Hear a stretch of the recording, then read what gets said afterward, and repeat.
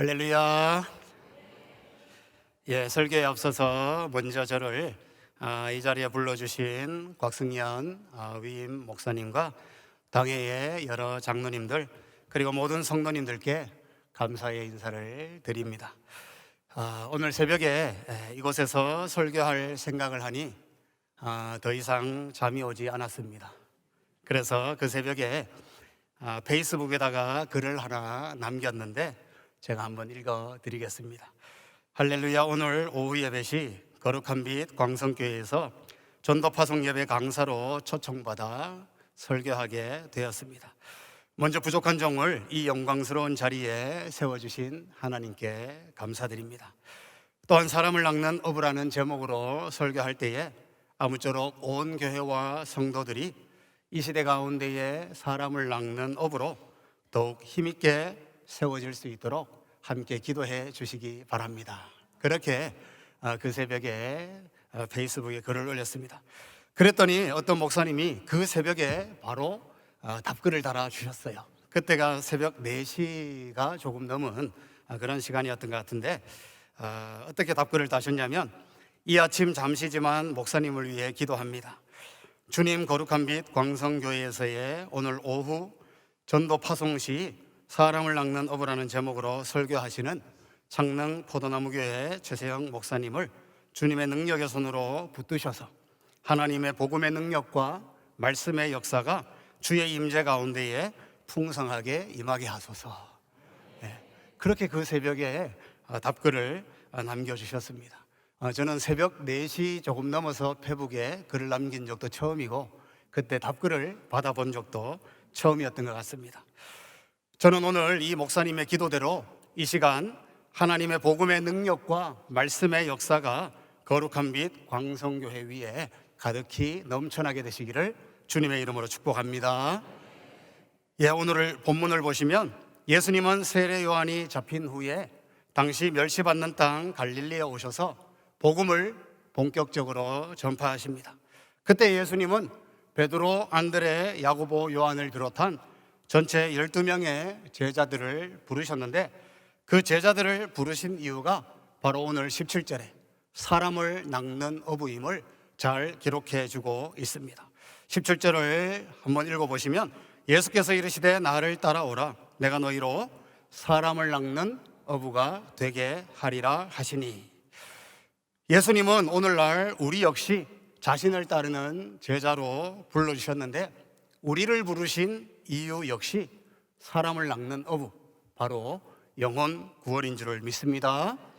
이것은 어느 특정한 성도에게만 해당되는 것이 아니라 예수님을 따르는 성도라면 누구나에게 해당되는 사명이라는 것이죠.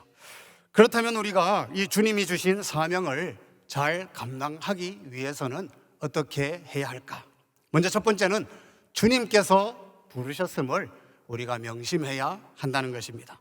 오늘 본문 16절부터 20절을 다시 한번 저와 여러분들이 교독해 보도록 하겠습니다. 제가 먼저 16절을 읽겠습니다. 갈릴리 해변으로 지나가시다가 시몬과 그 형제 안드레가 바다에 그물 던지는 것을 보시니 그들은 어부라.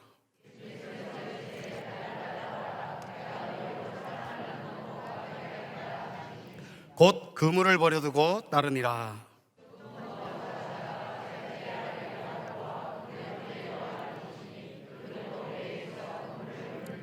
다 같이 읽습니다.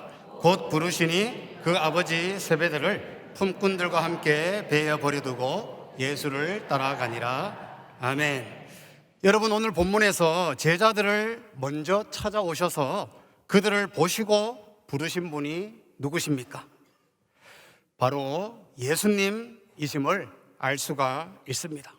여러분, 이것이 왜 중요할까요? 만일 우리가 주님을 찾아가서 그분을 우리의 주님으로 선택했다면 그 모든 사명을 감당하는 책임 또한 우리에게 있을 것입니다. 그러나 예수님이 우리를 먼저 찾아오셔서 우리를 보시고 우리를 사람 낚는 어부로 불러주셨다면 그 모든 사명을 이루시는 책임 또한 예수님께 있다는 것입니다. 바로 창세기 37장에 보시면 요셉이 꿈을 꾸는데 하나님은 그 요셉에게 꿈만 주신 것이 아니라 이미 꿈을 주실 당시부터 그것을 이루실 것을 계획하시고 꿈을 주셨다면, 예수님이 우리를 찾아오셔서 우리를 보시고 사람 낚는 업으로 불러주셨다면 이미 우리를 통하여서 맺게 될 열매까지 보시고 우리를 불러주신 줄을 믿습니다. 저 역시 목회자로서의 사명을 감당함에 있어 가장 힘이 되는 말씀이 있다면 바로 에베소서 1장 4절부터 5절에 보시면, 곧 창세전에 그리스도 안에서 우리를 택하사 또 그 기쁘신 뜻대로 우리를 예정하사, 바로 하나님께서 창세전에 저를 택하시고 예정하셨다는 것이죠. 그리고 요한복음 15장 16절에서도 너희가 나를 택한 것이 아니요 내가 너희를 택하여 세웠다. 바로 우리 주님께서 우리를 택하여 세우셨음을 말씀해주고 있는 것입니다. 계속해서 로마서 5장 6절을 보시면, 우리가 아직 연약할 때에 기약대로 그리스도께서 경건하지 않은 자를 위하여 죽으셨도다. 8절에서도 우리가 아직 죄인 되었을 때에 그리스도께서 우리를 위하여 죽으심으로 하나님께서 우리에게 대한 자기의 사랑을 확증하셨느니라. 10절에서 곧 우리가 원수 되었을 때에 그의 아들의 죽으심으로 말미암아 하나님과 화목하게 되었은즉 화목하게 된 자로서는 더욱 그의 살아나심으로 말미암아 구원을 받을 것이니라. 그렇게 말씀해주고 있습니다. 여러분, 여기에서 우리가 아직 연약한 때에, 그것이 무슨 뜻일까요? 그것은 바로 우리가 스스로 우리 자신을 구원할 수 없을 때라는 것입니다. 우리는 죄가 있고, 우리는 연약하고, 우리는 질병이 있고, 우리는 한계가 있고, 우리는 무능력한 피조물이라는 것입니다. 그런가 하면 우리가 아직 죄인 되었을 때라는 말은 무슨 말씀일까요? 우리가 하나님 나라에서 멀어져서 하나님과 전혀 상관없이 살아갈 그때에 라는 것이죠. 나아가 우리가 원수 되었을 때라는 것은 무슨 말일까요? 심지어 우리가 하나님께 적대적이었을 때에, 하나님 있으면 나와보라, 그렇게 하나님을 향하여 삿대질을 하고 그렇게 교만하던 그때를 의미하는 것입니다. 그러나 그럼에도 하나님은 우리를 찾아오셔서 그의 아들까지 죽이심으로 우리를 하나님 나라 백성 삼아주셨다면, 우리로 하여금 그 사명을 감당하게 하는 데는 일도 아니라는 것입니다. 여러분, 한번 생각해 보시기 바랍니다. 어느 것이 어렵겠습니까? 우리가 연약할 때에, 죄인 되었을 때에, 원수 되었을 때에 지옥 백성을 천국 백성으로 만드는 것이 어렵겠습니까? 아니면 천국 백성 된 자가 사명 감당하는 것이 어렵겠습니까? 저녁이 되니까 무슨 말씀인지 이게 가물가물하시죠? 다시 한번 질문을 던져볼게요. 예수님께서 자신의 목숨까지 바쳐 가시면서 지옥 백성, 천국 백성 삼는 것이 어려운 일일까요? 아니면 천국 백성 된 자들이 사명 감당하게 하는 것이 어려운 일일까요? 지옥 백성, 천국 백성 만들어 가는 것이 더욱 어려운 일이라는 것입니다. 그렇게 해서 천국 백성 된 자들이 사명 감당하게 하는 것은 일도 아니라는 것입니다. 한번 따라해 보겠습니다. 일도 아닙니다. 일도 아닙니다. 주님께는 일도 아니라는 것이죠. 우리는 그저 그 주님의 부르심에 순종하며 따라가면 되는 줄을 믿습니다. 저는 저와 여러분들이 우리를 먼저 찾아오셔서 우리를 보시고 우리를 불러주신 분이 예수님이심을 믿으시고 남은 생에 오직 그 예수님의 부르심에 순종하며 따라가게 되시기를 주님의 이름으로 축복합니다. 그러면 주님께서 그 모든 사명은 감당하게 해 주실 줄을 믿습니다. 그런가 하면 두 번째는 영혼 구원은 하나님의 소원이라는 것입니다. 여러분, 사람마다 국가마다 소원이 있듯이 하나님께도 소원이 있습니다.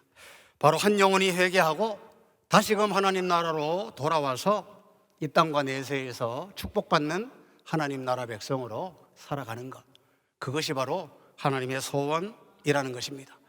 누가복음 15장에 보시면 세 가지 비유가 나옵니다. 성경에서 주로 중요한 것은 두 번씩 반복을 하는데 여기에서는 세 번을 반복하고 있습니다. 그만큼 매우 중요한 비유가 여기에 기록이 되어 있다는 것입니다. 그 세 가지 비유가 무엇입니까? 첫 번째는 양을 잃은 목자의 비유, 두 번째는 동전을 잃은 여자의 비유, 세 번째는 아들을 잃은 아버지의 비유인 것이죠. 먼저 첫 번째 양을 잃은 목자의 비유는 어떻습니까? 한 목자에게 양 100마리가 있었는데 그중 하나를 잃어버렸습니다. 목자는 너무나 가슴이 아파서 그 양을 찾을 때까지 포기하지 않고 찾아 나섭니다. 마침내 그 양을 찾아서 기쁨으로 돌아오게 되는 것입니다. 여러분, 그 비유의 결론이 어떻습니까? 바로 누가복음 15장 7절을 보시면 내가 너희에게 이르노니 이와 같이 죄인 한 사람이 회개하면 하늘에서는 회개할 것 없는 의인 99으로 말미암아 기뻐하는 것보다 더하리라. 바로 하늘에서의 기쁨, 그것이 그 비유의 결론이라는 것이죠. 그런가 하면 동전을 잃은 여자의 비유는 어떻습니까? 한 여인에게 동전 10개가 있었는데 그중 하나를 잃어버렸습니다. 당시 유대 여인들에게 10드라크마는 마치 결혼 반지에 해당되는 것이었습니다. 당시 남자들이 여자를 아내로 맞이할 때에 결혼 지참금 형식으로 10드라크마를 주었는데 여인은 그것으로 자신의 머리를 장식하거나 비상금으로 사용하는 것입니다. 그러기에 이 여인은 그 동전을 찾기까지 밤새도록 찾다가 마침내 찾아서 이웃과 함께 기쁨으로 잔치를 하게 되는 것이죠. 이 비유의 결론 역시 어떻습니까? 바로 누가복음 15장 10절에 내가 너희에게 이르노니 이와 같이 죄인 한 사람이 회개하면 하나님의 사자들 앞에 기쁨이 되느니라. 바로 하나님의 기쁨이 그 비유의 결론인 것입니다. 마지막으로 아들을 잃은 아버지의 비유는 어떻습니까? 한 아버지에게 아들 둘이 있었는데 그중 둘째 아들이 자신의 재산을 미리 받아서 아버지를 떠나서 허랑방탕한 생활로 그 모든 재산을 탕진해 버립니다. 결국 아버지에게로 돌아가기로 결심을 합니다. 그때 아버지는 집 나간 아들이 돌아오는 것을 보고 기뻐하며 뛰어가 그를 안고 입을 맞추고 반갑게 맞아들여 이웃들과 함께 잔치를 벌이는 것입니다. 그러나 그때 기뻐하지 않는 한 사람이 있었죠. 바로 큰아들이었습니다. 그는 오히려 화가 났습니다. 차라리 그 동생이 죽어 마땅하다고 생각하였습니다. 그는 아버지의 소원은 둘째치고 아버지의 마음을 전혀 알지 못하였습니다. 여러분, 우리가 신앙생활을 오래 할수록 자칫 큰아들과 같은 사람이 될 수가 있는 것입니다. 아버지의 소원은 둘째치고 아버지의 마음을 전혀 알지 못하는 신앙생활을 할 수가 있다는 것입니다. 그러기에 신앙생활은 내가 기뻐하는 것을 하는 것이 아니라 하나님이 기뻐하시는 것을 하는 것이 신앙생활이라는 것입니다. 한번 따라해 보겠습니다. 신앙생활은 내가 기뻐하는 것을 하는 것이 아니라 하나님이 기뻐하시는 것을 하는 것이 신앙생활입니다.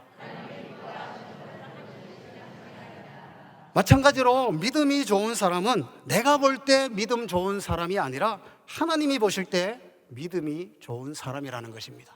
이것도 한번 따라해 보겠습니다. 믿음이 좋은 사람은 내가 볼 때 믿음 좋은 사람이 아니라 하나님이 보실 때 믿음 좋은 사람입니다. 그렇다면 여러분, 우리는 어떤 사람이 되어야 하겠습니까? 저는 저와 여러분들이 내가 기뻐하는 신앙생활이 아니라 하나님이 기뻐하시는 신앙생활을 하시기를 주님의 이름으로 축복합니다. 또한 내가 생각할 때 믿음이 좋은 사람이 아니라 하나님이 생각하실 때 믿음이 좋은 사람이 되시기를 주님의 이름으로 축복합니다. 이처럼 우리는 한 영혼을 구원하는 삶을 살아야 하는 것입니다. 영혼 구원하는 성도가 올바른 성도인 것입니다. 교회의 존재 목적도 영혼을 구원하는 데 있는 것입니다. 그렇기 때문에 한 영혼을 구원하는 교회가 하나님을 기쁘시게 하는 교회인 것입니다. 이 땅의 모든 교회의 우선순위가 바로 영혼 구원이 되어야 하는 것입니다. 그런 의미에서 볼 때 우리 거룩한 빛 광성교회는 하나님이 매우 기뻐하시는 교회인 줄을 믿습니다. 이 교회뿐만 아니라 지역사회 모든 교회와 연합해서 그 영혼 구원에 힘쓰고 있으니 얼마나 하나님이 기뻐하시겠습니까? 마지막 세 번째는 한번 따라해 보겠습니다. 영혼 구원은 예수님의 지상 명령입니다. 영혼 구원은 예수님의 지상 명령이라는 것이죠. 여러분, 예수께서 이 땅에 오신 목적이 무엇입니까? 바로 영혼 구원입니다. 오늘 본문에서 예수님께서 제자들을 부르신 목적도 무엇입니까? 바로 영혼 구원이죠. 예수님께서 3년 동안 이 땅에서 하신 일이 무엇입니까? 영혼 구원이 것입니다. 예수께서 부활하신 후 제자들에게 주신 지상 명령이 무엇입니까? 바로 영혼 구원입니다. 마태복음 28장 19절부터 보시면, 그러므로 너희는 모든 민족을 제자로 삼아 아버지와 아들과 성령의 이름으로 세례를 베풀고 내가 너희에게 분부한 모든 것을 가르쳐 지키게 하라. 볼지어다 내가 세상 끝날까지 너희와 항상 함께 있으리라. 바로 영혼 구원은 성도들과 세상 끝날까지 함께 계시는 줄을 믿습니다. 마지막으로 예수께서 승천하실 때에 제자들에게 하신 마지막 명령이 무엇입니까? 바로 영혼 구원이라는 것이죠. 사도행전 1장 8절을 보시면, 오직 성령이 너희에게 임하시면 너희가 권능을 받고 예루살렘과 온 유대와 사마리아와 땅끝까지 이르러 내 증인이 되리라 하시니라. 아멘. 여러분, 누가 신실한 제자입니까? 아무리 경건한 신앙인이라 할지라도 예수님의 지상 명령에 순종하지 않는 사람은 신실한 제자라 할 수가 없을 것입니다. 예수님의 신실한 제자는 그의 명령을 절대적으로 따르는 사람일 것입니다. 그러기에 예수님을 가장 많이 닮은 사람은 바로 예수님처럼 복음 전하는 사람이라는 것입니다. 여러분은 얼마 남지 않은 인생을 무엇을 위해 살기를 원하십니까? 오늘날 곳곳에 전쟁과 기근과 지진, 바이러스, 여러 자연재해들, 주님 오실 날이 멀지 않았음을 우리는 직감할 수가 있습니다.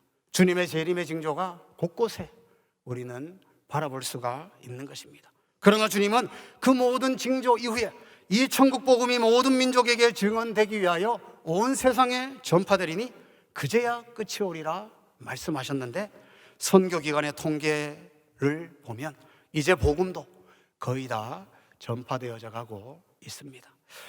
최근에는 복음을 극심하게 박해하던 이슬람권에도 하나님이 강권적으로 문을 열고 계시는 것입니다. 2011년부터 시작된 시리아 내전으로 자그마치 1,000만 명 이상의 난민이 발생해서 유럽 곳곳으로 흩어져 가고 있음을 우리는 매스컴을 통하여 확인할 수가 있습니다. 최근 이스라엘과 팔레스타인의 전쟁으로 수많은 난민들이 발생하고 있습니다. 그 외 여러 지진과 쓰나미 등으로 수십만 명이 죽고 수백만 명의 이재민이 발생하고 있는 것입니다. 여러분, 이 모든 것이 인간적인 이야기만이 아니라 하늘에서 하나님께서 모든 복음의 문을 활짝활짝 열어제치고 계시다는 것입니다. 혹은 난민이 되어 기독교 나라 복음이 있는 곳에 가게 하시고, 또 가지 못하면 그 모든 전쟁과 기근의 복구를 위하여 NGO 단체가 들어가게 하셔서 이 모양 저 모양으로 복음을 듣게 하셔서 하나님께서 창세전에 택하신 영혼이라면 반드시 구원해 주시는 줄을 믿으시기 바랍니다. 그것이 바로 하나님께서 강권적으로 세계 열방에 복음의 문을 열어가고 있는 것입니다. 특별히 최근 여러 선교기관에서는 신기한 현상에 대해서 보고하고 있습니다.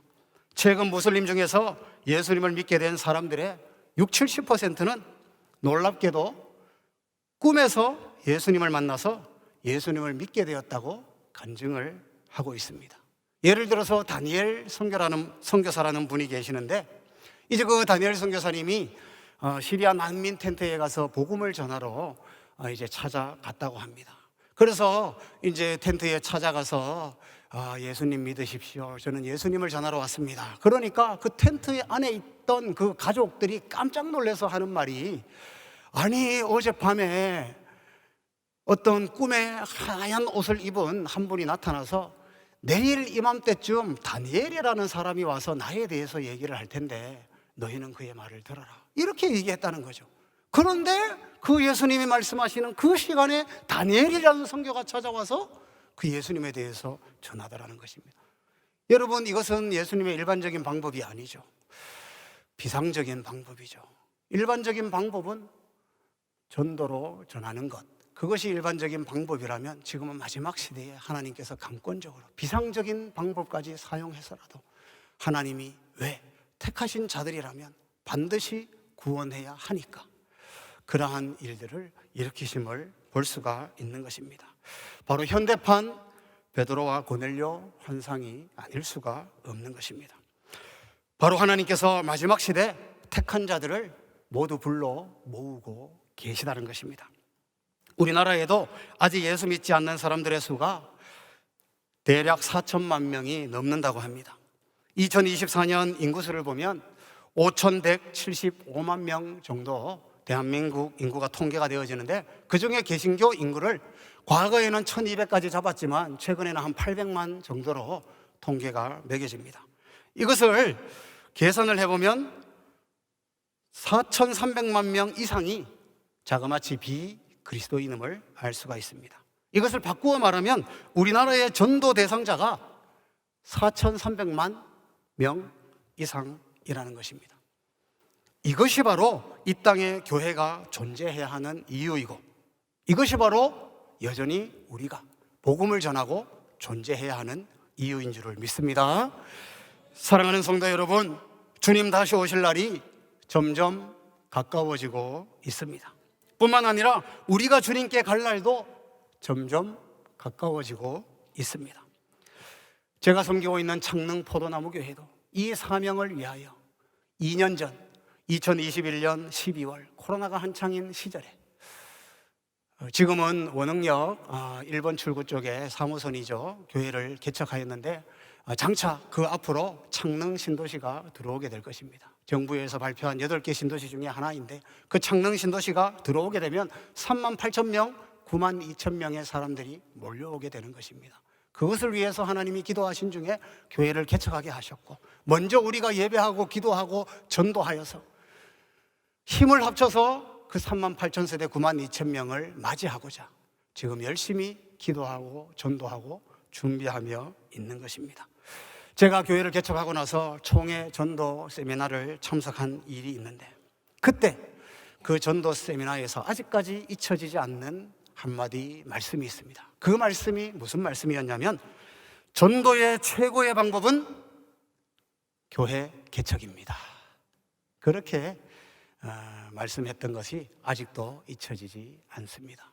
오늘날 얼마나 많은 교회들이 유람선과 같은 그러한 교회로 나아가지 않는지 우리가 돌아볼 때에, 우리가 영혼 구원은 하나님의 소원이고 또 예수님의 지상 명령임을 알 때에 저는 저대로, 여러분들은 여러분들대로, 또 이 마지막 시대의 한국교회가 무리바다를 덮은 것 같이 여호와의 영광을 인정하며 주님 맞을 준비를 해야 되지 않겠습니까? 여러분들은 남은 인생을 무엇을 위해 살기를 원하십니까? 여러분들의 가정의 목표는 무엇입니까? 여러분들의 자녀들의 목표는 무엇입니까? 여러분들이 일을 하는 목표는 무엇입니까? 여러분들의 미래의 꿈과 비전을 가지고 사명으로 나아가는 그 모든 것의 목표는 무엇입니까? 신명기 34장 7절을 보시면, 모세가 죽을 때 나이 120세였으나 그의 눈이 흐리지 아니하고 기력이 쇠하지 아니하였더라. 바로 모세가 사명 감당하는 동안 120세가 되도록 눈이 흐려지지 아니하고 기력이 쇠하지 아니하였던 것과도 같이, 바로 그가 사명 감당할 수 있는 영육간의 강건함을 주실 뿐만 아니라 필요한 모든 것을 채워주셨다면, 우리 역시 그 사명 붙들고 살아갈 때에 영육간의 강건함은 물론이요, 그 사명에 필요한 모든 것을 우리에게 허락하여 주실 줄을 믿습니다. 저는 저와 여러분들이 주님의 지상 대명령은 한 영혼을 구원하는 영혼 구원임을 기억하시고 남은 생에 이 주님의 지상 대명령을 위하여 더욱 힘있게 살아가시기를 주님의 이름으로 축복합니다. 기도하겠습니다. 살아계신 하나님 아버지, 그렇습니다. 우리를 먼저 찾아오셔서 우리를 보시고 우리를 불러주신 분이 예수님이심을 기억하고 우리는 남은 생에 그 예수님의 부르심에 순종하며 따라가게 하여 주시옵소서. 그런가 하면 우리는 내가 기뻐하는 신앙생활이 아니라 하나님이 기뻐하시는 신앙생활을 하게 하시고, 내가 생각할 때 믿음 좋은 사람이 아니라 하나님이 생각하실 때 믿음 좋은 사람이 되게 하여 주시옵소서. 마지막으로 주님의 지상대의 명령은 한 영혼을 구원하는 영혼 구원임을 기억하고 남은 생에 이 주님의 지상대의 명령을 위하여 더욱 힘있게 살아가게 하여 주시옵소서. 그렇게 할 때에 영육간의 강간함은 물론이요 우리에게 필요한 모든 은혜를 더하여 주셔서 우리 주님 다시 오시는 그날까지 많은 열매 맺어 영광 중에 주님 다 맞이할 수 있도록 축복하여 주시옵소서. 감사를 드리오며 예수님의 이름으로 기도드리옵나이다. 아멘. 그렇게 역사하실 하나님께 영광의 박수를 올려드리시겠습니다. 감사합니다.